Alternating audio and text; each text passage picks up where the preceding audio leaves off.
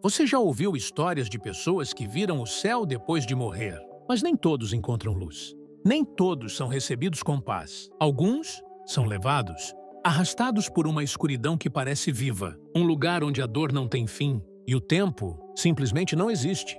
Essa é a história de um homem que esteve lá e voltou com algo grudado na alma. O nome dele era Marcelo, tinha 38 anos, levava uma vida comum, trabalhava muito, dormia pouco. Não acreditava em nada além do que podia ver. Até o dia em que o coração dele parou. Ele estava sozinho em casa. Sentiu uma pressão no peito. Caiu no chão da sala e tudo apagou. Mas, segundo ele mesmo contou depois, a consciência não apagou. Marcelo disse que acordou em um lugar totalmente escuro. Mas não era apenas escuro.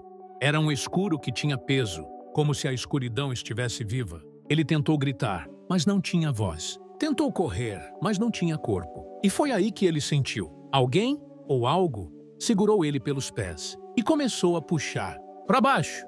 Marcelo tentou resistir, mas não havia para onde fugir. Ele descreve uma sensação que nenhuma palavra consegue explicar. Era como cair num buraco sem fim, com gritos por todos os lados, mas sem ninguém visível. Apenas dor e culpa, como se tudo o que ele tentou esquecer em vida estivesse ali, esperando por ele. Marcelo caía sem parar, como se estivesse sendo sugado por um buraco invisível, sem fim. Não havia chão, nem paredes, apenas o peso da culpa. E o som de gritos ao longe, mas não eram gritos comuns. Eram gritos que ele conhecia. Vozes, frases, momentos da vida dele, repetidos ali como ecos torturantes. Você nunca mais me ligou. Por que você me deixou sozinha? Você sabia que estava errado. E mesmo assim fez. Marcelo entendeu. Aquele lugar não era apenas escuro, era feito de memórias não resolvidas, pecados que ele ignorou, palavras que machucaram, pessoas que ele deixou para trás. Ele tentou tapar os ouvidos, mas ali não havia corpo, nem fuga, nem esquecimento.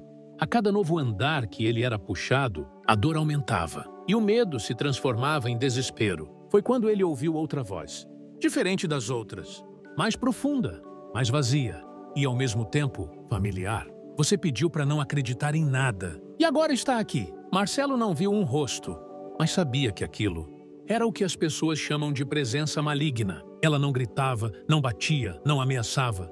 Ela apenas estava ali, observando, como se tivesse vencido. E foi nesse momento que Marcelo sentiu algo diferente. Uma lágrima, não no rosto, mas na alma. Ele se lembrou de algo. Um dia, ainda criança, ele entrou em um quarto e viu a avó ajoelhada, rezando. Ela olhou para ele, sorriu e disse: mesmo que você se perca, Deus ainda vai te ouvir se você chamar. Marcelo não sabia como, mas ali, no fundo daquela escuridão, ele gritou. Não com a boca, mas com tudo o que restava dele. Me tira daqui! Marcelo não sabia mais quanto tempo havia se passado. Naquele lugar onde não existia luz, nem som, nem corpo, tudo era confuso, pesado e denso. A única coisa que restava era a dor da consciência. Não era uma dor física, era pior. Era como se a alma dele estivesse sendo esmagada por tudo aquilo que ele fingiu que não existia em vida. Mas no momento em que ele gritou por ajuda, algo mudou. A escuridão parou de puxá-lo. Pela primeira vez, tudo ficou quieto. Nem os gritos, nem as vozes, nem a presença maligna ao redor se manifestavam mais. Era como se o próprio inferno tivesse parado para ouvir. Marcelo não sabia se alguém estava ouvindo mesmo, mas sentia que, naquele instante, ele não estava mais sozinho. De repente, ele percebeu algo estranho. Uma pequena luz, bem longe, quase imperceptível, fraca, tremendo. Mas ali era uma luz diferente. Não brilhava como fogo, era mais suave, como uma lembrança boa que ressurge no meio de um pesadelo. Marcelo, mesmo sem corpo, se moveu. Ou melhor, foi atraído. Ele se lembrou de algo que nunca deu valor. A oração que sua mãe fazia quando ele era criança. Todas as noites, ao lado da cama, ela dizia em voz baixa: livra meu filho da escuridão, mesmo que ele caminhe nela. Ele nunca deu atenção, achava bobeira. Mas agora, aquelas palavras surgiam como um escudo invisível entre ele e aquilo que o arrastava para baixo. Enquanto se aproximava da luz, Marcelo sentiu a presença sombria recuar. Era como se ela estivesse sendo empurrada, como se aquela escuridão viva, tivesse medo daquela pequena centelha de luz. E então ele ouviu novamente, mas desta vez era uma voz completamente diferente. Era uma voz calma, profunda, mas não ameaçadora. Era como se o próprio tempo falasse com ele. E ela disse: "Você foi avisado muitas vezes, mas ainda há tempo." Naquele instante, Marcelo foi envolvido pela luz. Não inteira, só o suficiente para respirar de novo, para sentir algo que não fosse culpa e desespero. Era uma chance, e ele sabia disso. E foi aí que ele sentiu como se estivesse sendo puxado de volta. Mas agora, não para o fundo, e sim para cima. Marcelo acordou em uma maca, dentro da ambulância. O socorrista estava em choque. Segundo os relatos, ele ficou cerca de 7 minutos sem vida. Mas, ao abrir os olhos, Marcelo não perguntou o que aconteceu, nem como sobreviveu. Ele apenas chorou. Um choro silencioso, como quem sabe que voltou do pior lugar que existe e que carrega agora uma verdade que quase ninguém acreditaria. Depois que Marcelo acordou, os médicos disseram que ele era um milagre. 7 minutos sem batimentos e nenhum dano cerebral. Mas o que ninguém sabia é que dentro dele algo havia mudado. O Marcelo que voltou não era o mesmo que caiu no chão da sala. Nos primeiros dias, ele mal falava. Passava horas olhando pela janela, com o olhar perdido, como se ainda estivesse lá, naquele lugar.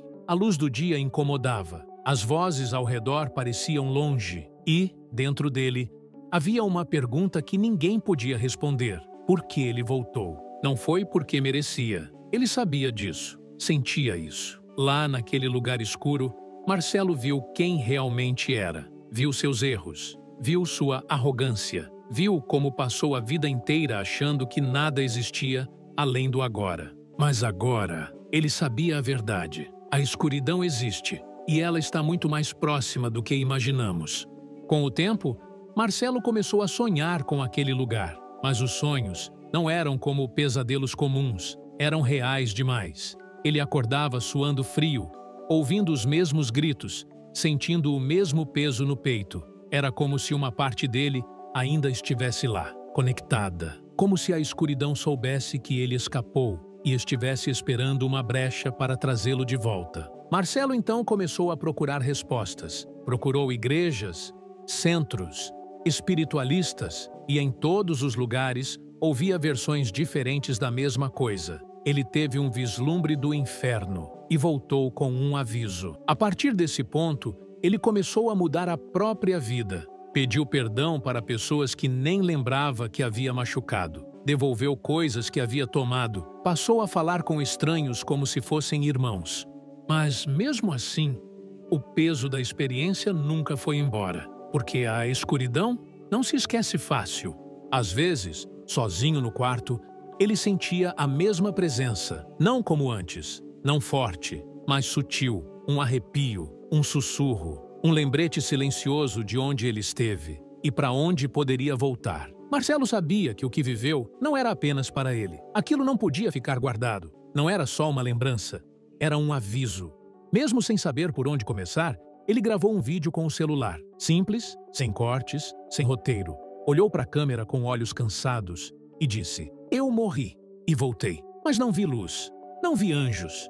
Fui puxado por uma escuridão que ninguém imagina. Ela existe e ela espera por quem acha que nada vai acontecer depois da morte." O vídeo viralizou. Alguns riram, outros se assustaram, mas muitos escreveram dizendo que sonharam com o mesmo lugar, com a mesma voz, com a mesma queda. Marcelo continuou contando sua história, não para convencer, mas para alertar, porque, segundo ele, o pior castigo que existe não é ir para o inferno. É viver como se ele não existisse. Ele passou a visitar hospitais, falava com pessoas à beira da morte. Às vezes, bastava segurar uma mão, outras, bastava ouvir. E em cada olhar assustado, ele dizia a mesma coisa: "Você ainda tem tempo." Marcelo não queria seguidores, nem fama. Ele só queria que ninguém mais precisasse sentir o que ele sentiu. Porque, nas palavras dele, aquilo não era dor, era ausência de tudo, de luz, de som, de Deus. Hoje, ninguém sabe exatamente onde Marcelo está. Alguns dizem que ele se isolou, outros que ainda viaja falando com quem precisa. Mas todos que o conheceram dizem a mesma coisa. Ele carrega algo nos olhos que a gente não consegue explicar, como se tivesse olhado o próprio abismo e voltado vivo para contar. E agora, eu te pergunto, você acredita que o inferno é só uma invenção? Ou será que ele é real e mais próximo do que a gente imagina? Se essa história mexeu com você, compartilhe com alguém que precisa acordar. Deixe nos comentários, você já sentiu algo parecido? Um arrepio, um sonho estranho, uma presença no escuro? A sua experiência pode despertar outra alma. E às vezes, isso já é o começo da salvação.